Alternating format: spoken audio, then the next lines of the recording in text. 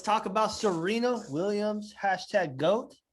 Trying to get to that 24th Grand Slam. She fell just a little short to Naomi. Do you think this is the time, the next Grand Slam? And if she doesn't win it this time, this Wimbledon, do you think she'll win? I believe, what is it? After Wimbledon, then it will be the U.S. Open. I think it's after that one, right? Right. I know she'll get it.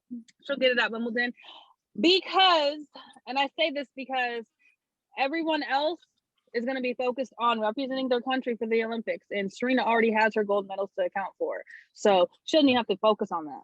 I mean, she's a contender, like she is on the list to go to the Olympics. I don't know, how many times can you go to the Olympics? How many times can you represent your country? I mean, Michael Phelps has gone 4 different times, so yeah. There's a limit. Felix Sanchez. So I mean, there's a limit. Medal. Well, I didn't know. I don't know if there's a limit. I think as long as you qualify. I mean, she's already qualified for the Americans. So, yeah. I mean, I don't think she'll be. She said that she's focused on Grand Slams. She wants to win 24 and she wants to go to 25. She wants to be. I mean, if you think about it, she is already the face of tennis. Yeah. But it's bigger than that. It's so much bigger because you go like Serena and Venus are very inspirational. I love me some Venus. I love me some Serena way more because she took a predominantly white sport for the wealthy and became the face of it and the greatest of all time at that sport. I mean, she's the GOAT. Even if you think about it, compare her to what's her name? I mean, I know that the sports are different. Like, well, not Margaret Court, but just any sport in general. She's the GOAT. Yeah, because like just compared to the greats.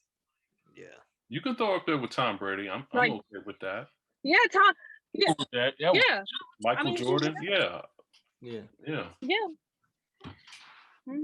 One of the definitely. Gretzky. And it's inspiring. Yeah. Yes. Mm-hmm. Yeah, like what is it?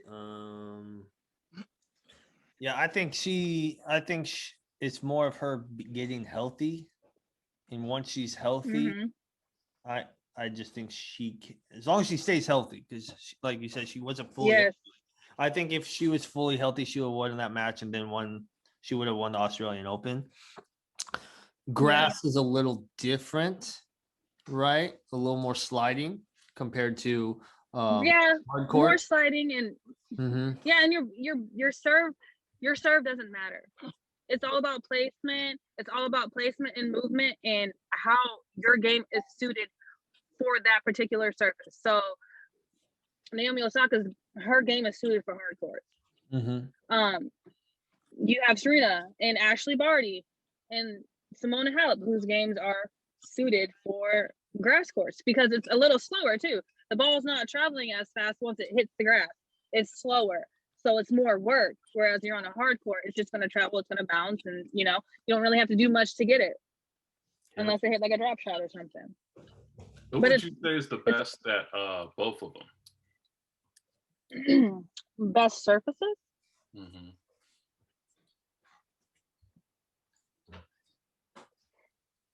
Grass and hard court. Yeah. We'll just go from there. Yeah. But I mean, clay is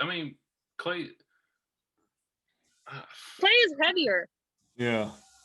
It's heavier and clay is the type of surface, like it depends on the day because you will get a different surface every day. You can get it, and they re-wet the surface after every set and before every match. It just depends. It depends on the day because clay can be super heavy one day because it can be super humid. It gets stuck in your shoes. That's why you see the tennis players hitting their shoes when they're constantly on the clay and whatnot. It's just heavy.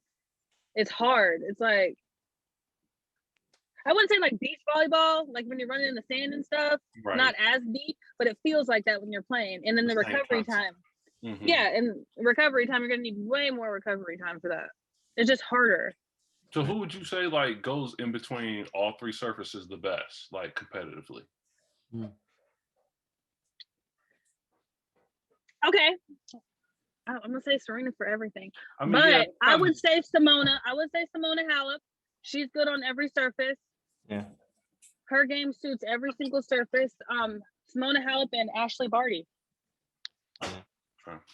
That's why they're in that list over there. Okay. Mm-hmm. Yeah. And Ivica and Victoria Azarenka. Azarenka, yeah, she's always a problem when she gets healthy. She is. But I love me some Vika. I do. I really actually do like her. She's somebody that you can't count out. You can't count Vika out at all, ever. Because she's one of those people that you don't want to be in the draw with at all. Not at least not in your section. Right. Not in the same bracket. Yeah.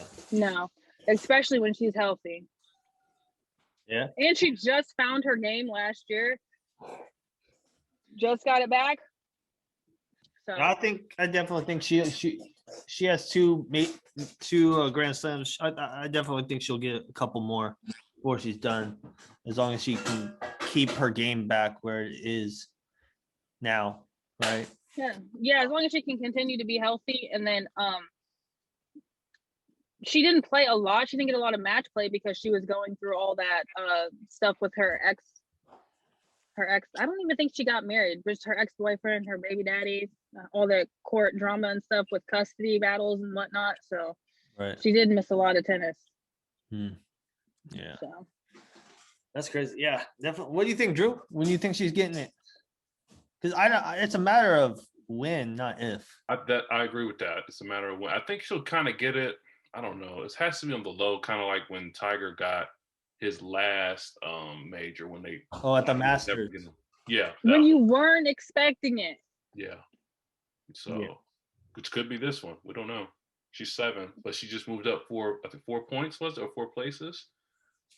Yeah, she was number 11, and then after Australian Open, she went up to number 7. So she's the number 2 American in the world.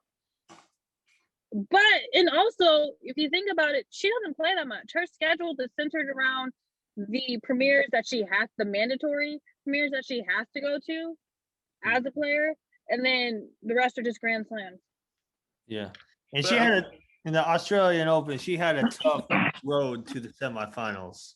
Like she had, lot tougher than Naomi, so that also was, I think, she just got tired. Another factor. Like, she definitely had to play harder because she did play the heavy hitters in the beginning. Yeah, she sure did. Yeah, that's tough.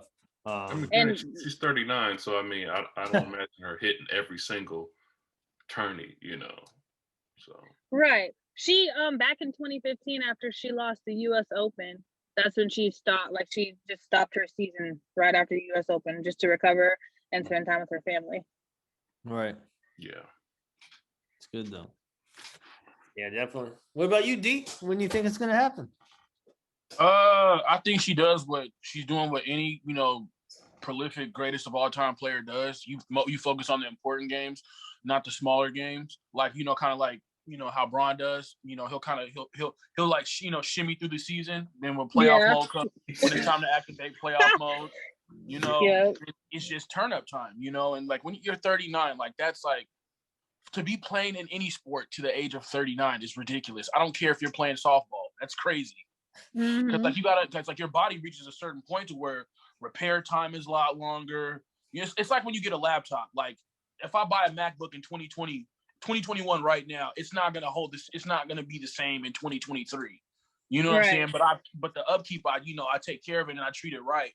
It's still gonna work and it's still gonna be valuable to me. And I feel like that's her biggest thing. Like just focusing on making sure you maintain your body when you do play the games. You play like your season. Don't go out there and just run wild like a chicken with his head cut off. But yeah, I think it's like what Drew said. It's not a matter of it's just when. Well, here's a question for all you, because this question arose up in the media during the Australian Open. Do you guys consider Serena not just the greatest tennis player of all time, but overall athlete of all time? She can be in the conversation. Yes. We can talk about it. We can discuss some things. Oh yeah. That we're doing now? Yes. I'm saying yes. I mean, because look, if you compare the stats and stuff, I mean, and they did it during the Australian Open. They compared her to Tom Brady. They compared her to Tiger Woods. They compare her to, I don't know if they compared her to Jordan, but I mean, because, you know, honestly, tennis is a different sport, completely different. But you know how hard it is to go and win Grand Slams? She did a calendar Grand Slam. That's 4 in a row, back to back to back to back.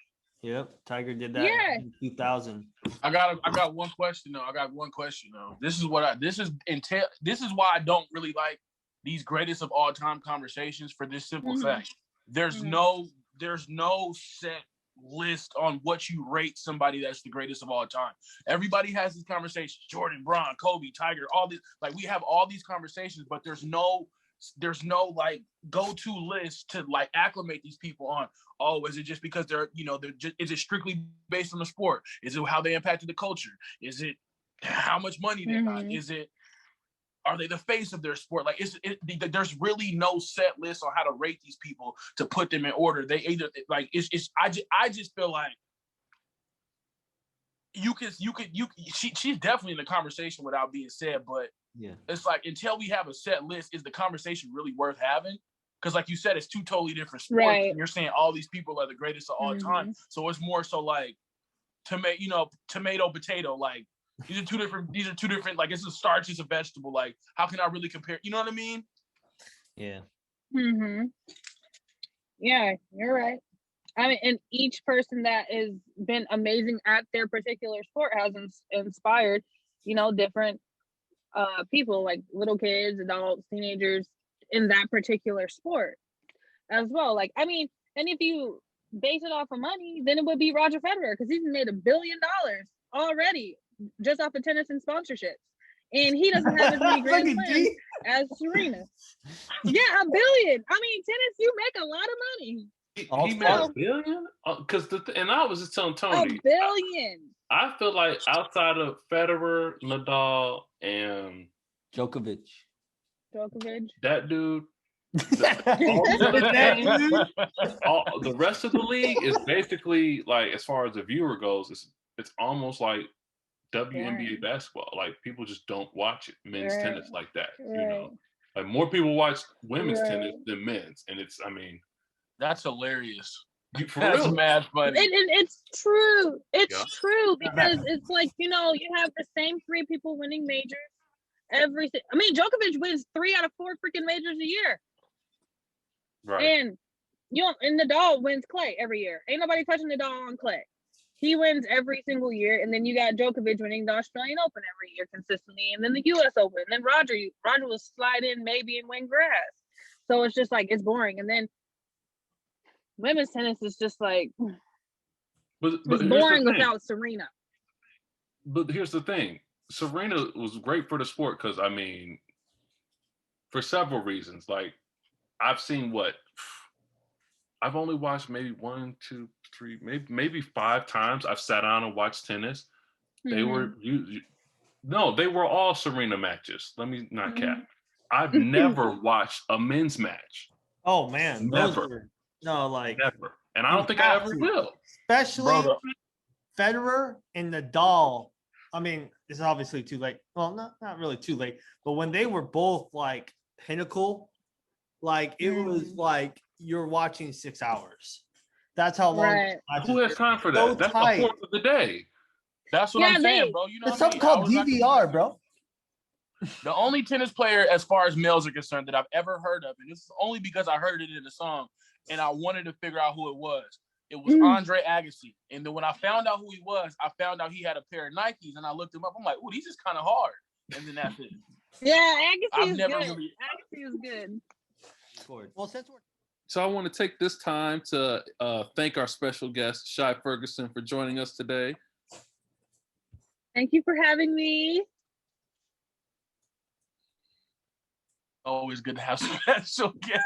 Oh, things of that nature. No, we can go ahead. We can go ahead and keep this one, bro. I can edit that. It's not that big of a deal. All right. But yeah, this has been Saturday Morning Traffic. It's your boy D. Here are my dog T and my big dog Drew. And this is Saturday Morning Traffic. Make sure y'all like, comment, share, subscribe, unsubscribe, leave some hate. down below in the comment section. We let our haters be our motivators. And just stay informed, stay tuned. We got a lot of hot stuff coming, man. We got intro music now, so you can tell we moving up. We doing things in this world. So stay tuned, stay hip, and stay focused. Peace.